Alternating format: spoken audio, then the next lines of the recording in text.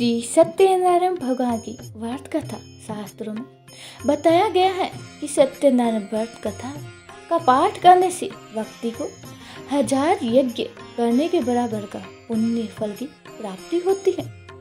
सत्यनारायण भगवान व्रत कथा में भगवान विष्णु ने सत्य स्वरूप के बारे में बताया गया है। इस व्रत का पाठ करने से घर में सुख समृद्धि का वास होता है और भगवान विष्णु की कृपा बनी रहती है। सत्यनारायण व्रत कथा एक समय की बात है। नैमिषारण्य तीर्थ में सनकादि 88,000 ऋषियों ने श्री सूत जी से पूछा, हे प्रभु, इस कलयुग में वेद विद्या रहित मनुष्य को प्रभु भक्ति किस प्रकार मिलती है तथा उनका उद्धार कैसे होगा?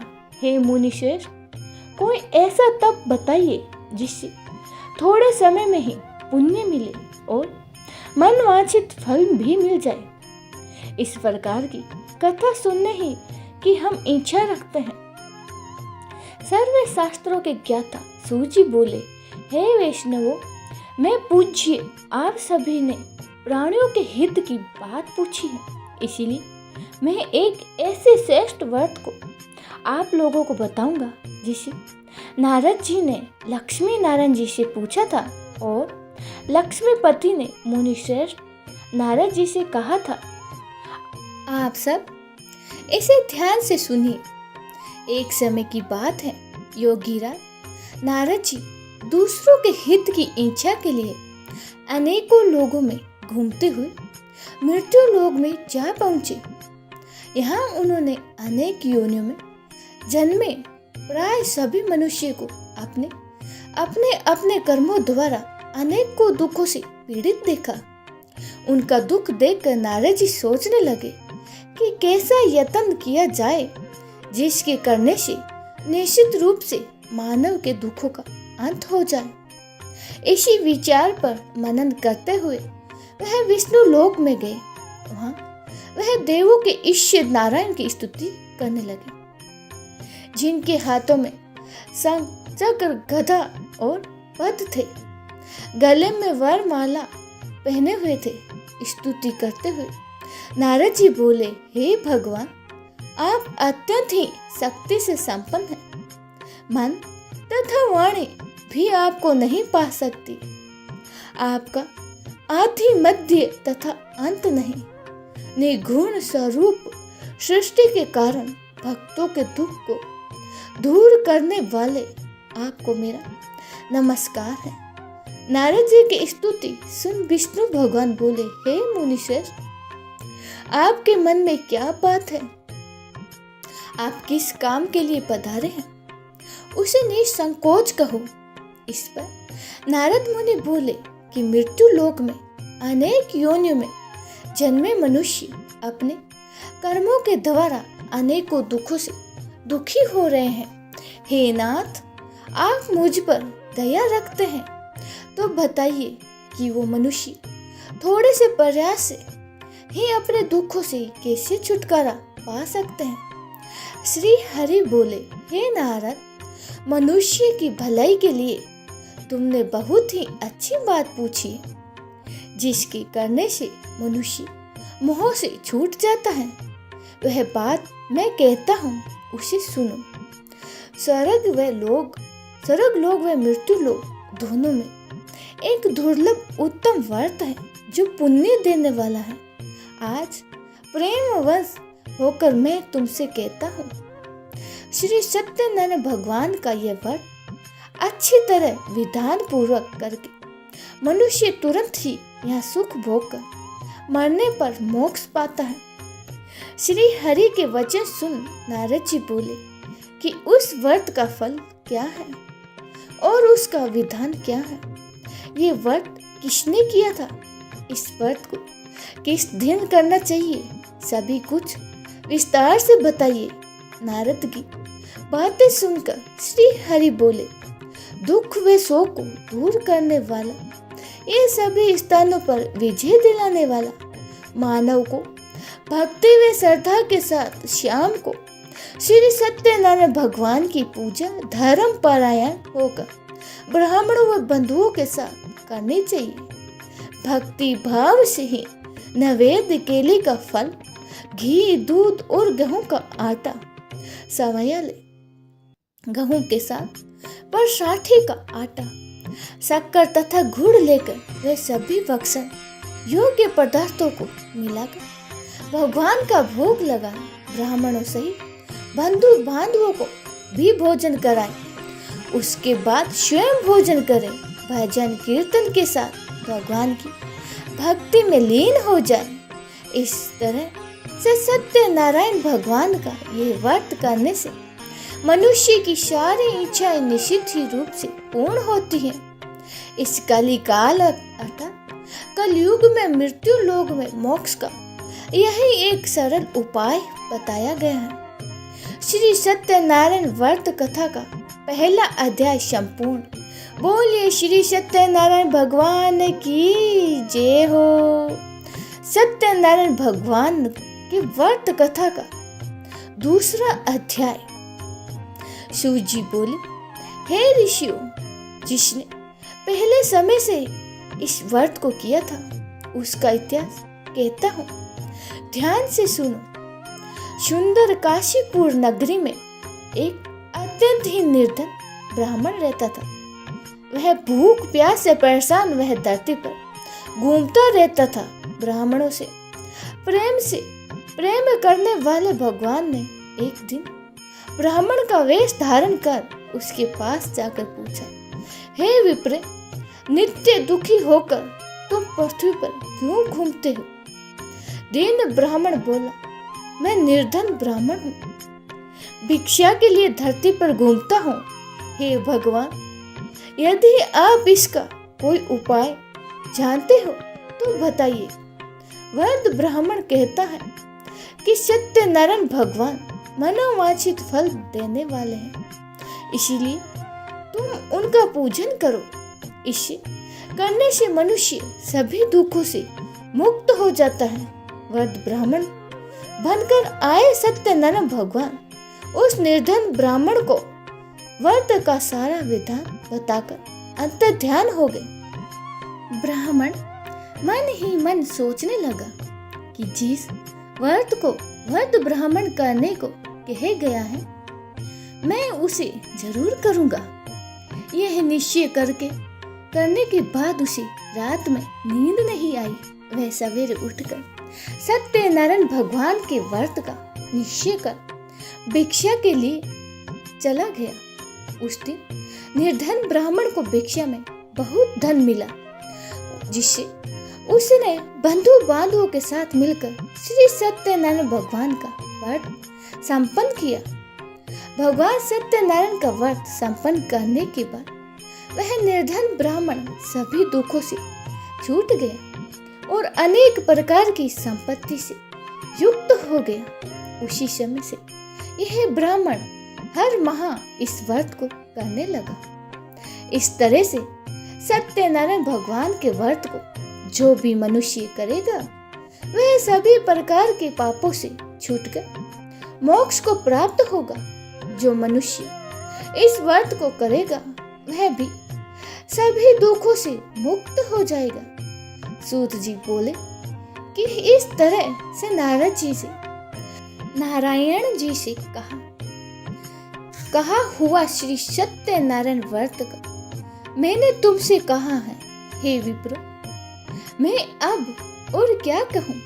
ऋषि बोले, हे मुनिवर, संसार में उस विप्र से सुनकर और किस ने इस व्रत को किया, हम सब इस बात को सुनना चाहते हैं। इसके लिए हमारे मन में श्रद्धा का भाव है। शिव जी बोले, हे मुनियों, जिसने इस व्रत को किया है वे सब सुनो। एक समय वही विप्र धन व ऐश्वर्य के अनुसार अपने बंधु बांधवों के साथ इस व्रत को करने को तैयार हुआ। उसी समय एक लकड़ी बेचने वाला बूढ़ा आदमी आया और लकड़ियां बाहर रखकर अंदर ब्राह्मण के घर में गया। प्यास से दुखी वह लकड़हारा उनको व्रत करते देख विप्रे को नमस्कार कर पूछने लगा कि आप यह क्या कर रहे हो। तो उन्होंने बताया कि व्रत कर रहा हूँ तथा इसे करने से क्या फल मिलेगा, कृपया करके मुझे भी बताइए। ब्राह्मण ने कहा कि सब मनोकामनाओं को पूरा करने वाला ये सत्यनारायण भगवान का व्रत है। इनकी कृपा से ही मेरे घर में धन धान्य आदि की वृद्धि हुई है। हे विप्रे, सत्यनारायण व्रत के बारे में जानकर लकड़हारा बहुत ही पसंद हुआ। चरना अमृत लेकर वह प्रसाद खाने के बाद वह अपने घर गया। लकड़हारे ने अपने मन में संकल्प किया कि आज लकड़ी बेचने से जो भी धन मिलेगा उसी से श्री सत्यनारायण भगवान का उत्तम व्रत करूंगा। मन में इस विचार को लेकर बूढ़ा आदमी सिर पर लकड़ियां रखकर उस नगर में बेचने गया जहां धनी लोग ज्यादा रहते थे। उस नगर में उसे अपनी लकड़ियों का दाम पहले से 4 गुना अधिक मिलता है। बूढ़ा ब्राह्मण प्रसन्नता के साथ दाम लेकर केले, शक्कर, घी, दूध, दही और गेहूं का आटा ले और भगवान सत्यनारायण के व्रत की अन्य सामग्री लेकर अपने घर गया। वहां उसने अपने बंधु बांधवों को बुलाकर विधि विधान से श्री सत्यनारायण भगवान का पूजन किया और व्रत किया। इस व्रत के प्रभाव से वह बूढ़ा लकड़हारा धन पुत्र आदि से युक्त होकर संसार के समस्त सुख भोग कर अंत काल में वैकुंठ धाम को चला गया। श्री सत्यनारायण व्रत कथा का दूसरा अध्याय संपूर्ण हुआ। बोले श्री सत्यनारायण भगवान की जय हो। सत्यनारायण भगवान की व्रत कथा का तीसरा अध्याय। सूत जी बोले, हे मुनीश्वर, अब आगे की कथा कहता हूँ। पहले समय में उल्का मुख नाम का एक बुद्धिमान राजा था। वह सत्यव्रता और जितेंद्रिय था। प्रतिदिन देव स्थानों पर जाता और निर्धनों को धन देकर उनके कष्ट दूर करता था। उसकी पत्नी कमल के समान मुख वाली तथा सती साध्वी थी। भरतशिला नदी के तट पर उन दोनों ने श्री सत्यनारायण भगवान का व्रत किया। उसी समय साधु नाम का एक वैश्य आया। उसके पास व्यापार करने के लिए बहुत सा धन भी था। राजा को व्रत करते देखकर वह विनय के साथ पूछने लगा, हे राजन, भक्ति भाव से पूर्ण होकर आप ये क्या कर रहे हैं? मैं सुनने की इच्छा रखता हूँ, तो आप मुझे बताइए। राजा बोला, हे साधु, अपने बंधु बांधवों के साथ पुत्र आदि की प्राप्ति के लिए एक महान शक्तिमान श्री सत्यनारायण भगवान का व्रत मैं पूजन कर रहा हूँ।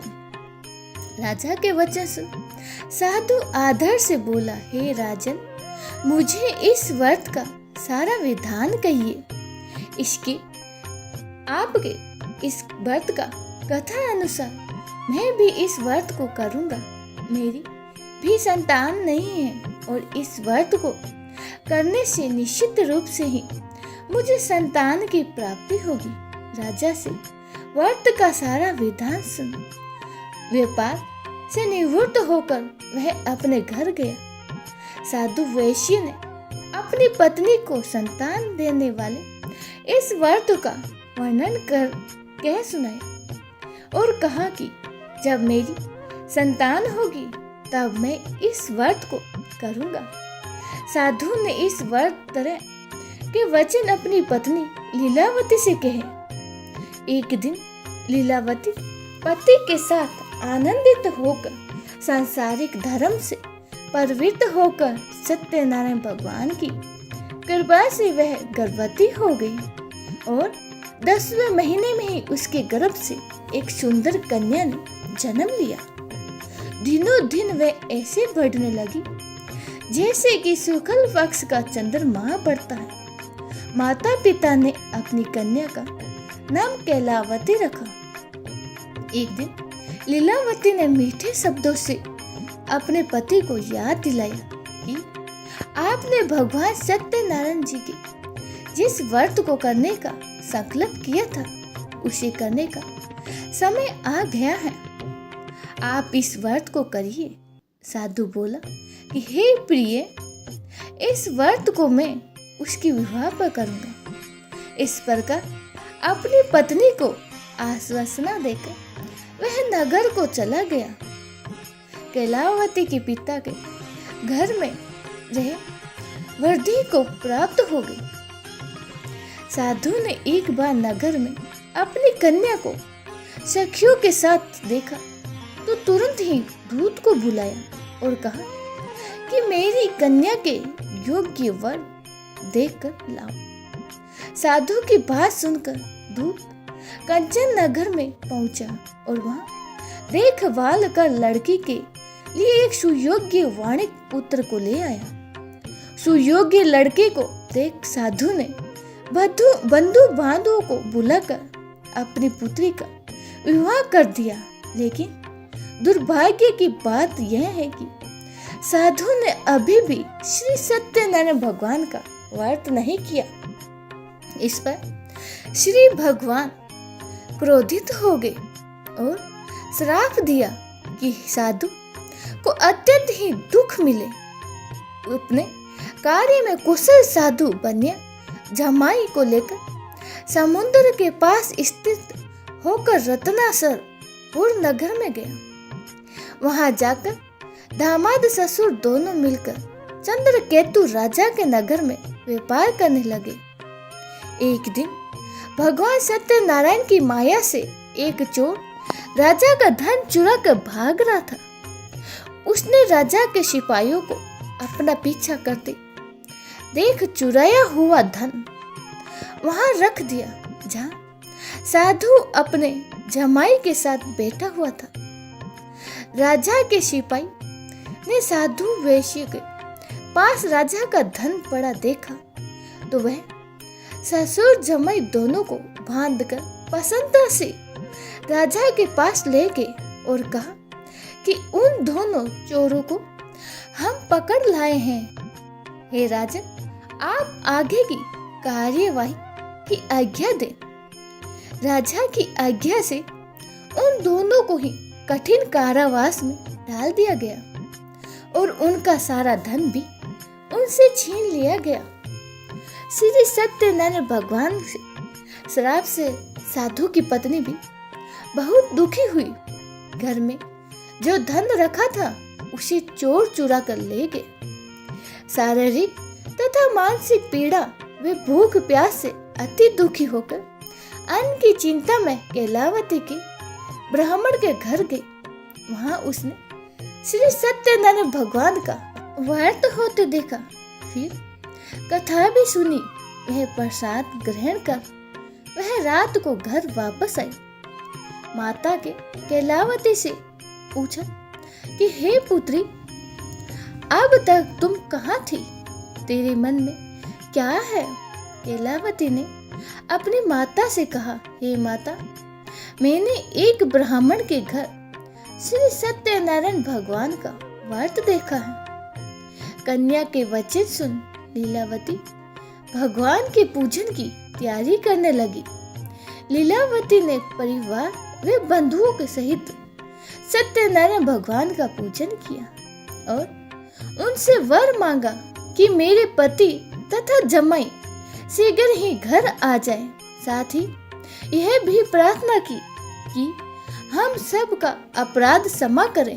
श्री सत्यनारायण भगवान इस व्रत से संतुष्ट हो गए और राजा चंद्रकेतु को सपने में दर्शन देकर कहा, हे राजन, तुम उन दोनों वैश्यों को छोड़ दो और तुमने उनका जो भी धन लिया है उसे वापस कर दो। अगर ऐसा नहीं किया तो मैं तुम्हारा धन, राज्य व संतान सभी को नष्ट कर दूंगा। राजा को ये सब कहकर वह अंतर्ध्यान हो गए। प्रातःकाल ही सभा में राजा ने अपना सपना सुनाया। फिर बोले कि वाणिक पुत्रों को कैद से मुक्त कर सभा में लाओ। दोनों ने आते ही राजा को प्रणाम किया। राजा मीठी वाणी से बोला, हे महानुभाव, भाग्यवश ऐसा कठिन दुख तुम्हें प्राप्त हुआ है, लेकिन अब तुम्हें कोई भय नहीं है। ऐसा कह राजा ने उन दोनों को नए वस्त्र और आभूषण भी पहनाए और जितना धन उनका लिया था उससे दोगुना धन वापस कर दिया। दोनों वैश्य अपने घर को चल दिए। श्री सत्यनारायण व्रत कथा का 3रा अध्याय संपूर्ण। बोलिए श्री सत्यनारायण भगवान की जय हो। सत्यनारायण भगवान की व्रत कथा का 4था अध्याय। सूजी बोली, वैश्यों ने मंगलाचार कर अपनी यात्रा आरंभ की और अपने नगर की ओर चल दिए। उनकी थोड़ी दूर जाने पर ही सत्यनारायण भगवान दंड वेशधारी में उनके पास आए और पूछा, हे साधु, तेरी नाव में क्या है? अभी वाणिक हंसता हुआ बोला, हे ढांडे, आप क्यों पूछते हो? क्या धन लेने की इच्छा है? मेरी नाव में तो बेल व पत्ते भरे हुए हैं। वैश्य के कठोर वचन सुन भगवान बोले, तुम्हारा वचन सत्य हो। ढंडी ऐसा वचन कहकर वहां से थोड़ी दूर जाकर बैठ गए। कुछ दूर जाकर समुद्र के किनारे बैठे गए। डंडी के जाने के बाद साधु वैश्य ने नित्य क्रिया कर पछतावे नाव को ऊंची उठाते देखकर अचंभित मना और नाव से बेल पत्ते आधे देखकर वह मूर्छित होकर जमीन पर गिर पड़ा। मूर्छा खुलने पर वह अत्यंत ही शोक में डूब गया। तब उसका दामाद बोला कि आप शोक ना मनाएं, यह डंडी का साप है, इसीलिए हमें उनकी शरण में जाना चाहिए, तभी हमारी मनोकामनाएं पूरी होगी। दामाद की बात सुनकर वह डंडी के पास पहुंचा और अत्यंत ही भक्ति भाव से नमस्कार करके बोला, मैंने आपसे जो असत्य वचन कहे थे उनके लिए मुझे क्षमा कर दो। ऐसा कहकर महान शोकातुर होकर रोने लगा। तब डंडी भगवान बोले, हे वाणिक पुत्र, मेरी आज्ञा से बार बार तुम्हें दुख प्राप्त हुआ है। तू मेरी पूजा से विमुख हुआ है। साधु बोला, हे भगवान, आपकी माया से ब्रह्मा आदि देवता भी आपके रूप को नहीं जानते हैं। अब मैं अज्ञानी कैसे जान सकता हूँ? आप प्रसन्न होइए। अब मैं सामर्थ्य है के अनुसार ही आपकी पूजा करूँगा। मेरी रक्षा करो और पहले के समान ही नौका में धन भर दो। साधु वैश्य के भक्ति पूर्वक वचन सुनकर भगवान प्रसन्न हो गए और उनकी इच्छा अनुसार वरदान देकर अंतर्ध्यान हो गए। ससुर जमाई जब नाव पर आए तो नाव धन से भरी हुई थी। फिर वही अपने अन्य साथियों के साथ सत्यनारायण भगवान का पूजन कर अपने नगर को चल दिए। जब नगर के नजदीक पहुंचे तो दूत को घर पर खबर करने के लिए भेज दिया। दूत साधु की पत्नी को प्रणाम करके कहता है कि मालिक अपने दामाद सहित नगर के निकट आ गए हैं। दूत की बात सुन साधु की पत्नी लीलावती ने बड़े ही हर्ष के साथ सत्यनारायण भगवान का पूजन कर अपनी पुत्री कैलावती से कहा कि मैं अपने पति के दर्शन को जाती हूँ, तू भी कार्य पूर्ण कर शीघ्र आ जा। माता के ऐसे वचन सुन कैलावती जल्दी में प्रसाद छोड़कर अपने पति के पास चली गई। प्रसाद की अवज्ञा के कारण श्री सत्यनारायण भगवान रुष्ट हो गए और उन्नाव सहित उनके पति को पानी में डुबो दिया। कहलावती अपने पति को वहां ना पाकर रोती हुई जमीन पर गिर गई। नौका को डूबा हुआ देख वह कन्या रोता देख साधु दुखी हुआ और बोला, हे प्रभु, मुझसे तथा मेरे परिवार से जो भी भूल हुई है उसे क्षमा करें। साधु के दीन वचन सुनकर श्री सत्यनारायण भगवान प्रसन्न हो गए और आकाशवाणी हुई, हे साधु, तेरी कन्या मेरे प्रसाद को छोड़कर आई है, इसीलिए उसका पति अदृश्य हो गया है। यदि वह घर जाकर प्रसाद खाकर लौटती है तो इसे इसका पति अवश्य मिलेगा। ऐसी आकाशवाणी सुन कैलावती घर पहुंचकर प्रसाद खाती हैं और फिर आकर अपने पति के दर्शन करती हैं। उसके बाद साधु अपने बंधु बांधवों सहित श्री सत्यनारायण भगवान का विधि विधान के साथ पूजन करता है और इस लोक का सुख भोग कर वह अंत में स्वर्ग को जाता है। श्री सत्यनारायण व्रत कथा का चौथा अध्याय संपूर्ण हुआ। बोलिए श्री सत्यनारायण भगवान की जय हो। सत्यनारायण भगवान की व्रत कथा का 5वां अध्याय। भगवान सूर्य जी बोले, हे ऋषियों, मैं और भी एक कथा सुनाता हूँ, उसे भी ध्यान पूर्वक सुनो। प्रजा पालन में लीन तुंगध्वज नाम का एक राजा था। उसने भी भगवान का प्रसाद त्याग कर बहुत ही दुख सहा। एक बार वन में जाकर वन्य पशुओं को वह बड़ के पेड़ के नीचे आया। वहां उसने ग्वालों को भक्ति भाव से अपने बंधु बांधवों के सहित सत्यनारायण भगवान का पूजन करते देखा। अभिमानी वश राजा ने उन्हें देखकर भी पूजा स्थान में नहीं गया और ना ही उसने भगवान को नमस्कार किया। ग्वाले ने राजा को प्रसाद दिया, लेकिन उसने वह प्रसाद नहीं खाया और प्रसाद को वहीं छोड़कर वह अपने नगर को चल दिया।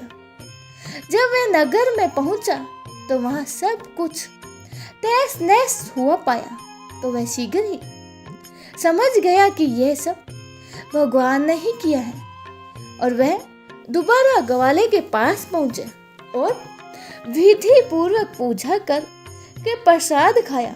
तो श्री सत्यनारायण भगवान की कृपा से सब कुछ पहले जैसा हो गया। दीर्घ काल तक सुख भोगने के बाद मरने पर्यंत ही उसे स्वर्ग लोक की प्राप्ति हुई। जो मनुष्य परम दुर्लभ इस व्रत को करेगा तो भगवान सत्यनारायण की कृपा से उसे धन धान्य की प्राप्ति होगी और निर्धन धनी हो जाता है और भय मुक्त हो जीवन जीता है। संतानहीन मनुष्य को संतान सुख मिलता है और सारे मनोरथ पूर्ण होने पर मानव अंतकाल में वैकुंठ धाम को जाता है। सूजी बोले, जिन्होंने पहले इस व्रत को किया है अब उनके दूसरे जन्म की कथा सुनाता हूँ। वर्द सतानंद ब्राह्मण ने सुदामा का जन्म लेकर मोक्ष की प्राप्ति की।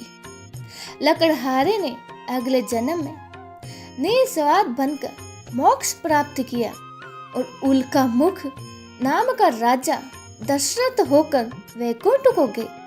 साधु नाम के वैश्य ने मोर ध्वज बनकर अपने पुत्र को आरे से चीर कर मोक्ष पाया। महाराज तुंगध्वज ने स्वयंभू होकर भगवान में भक्ति युक्त होकर कर्म कर मोक्ष पाया। श्री सत्यनारायण व्रत कथा का 5वां अध्याय संपूर्ण हुआ। बोलिए श्री सत्यनारायण भगवान की जय हो।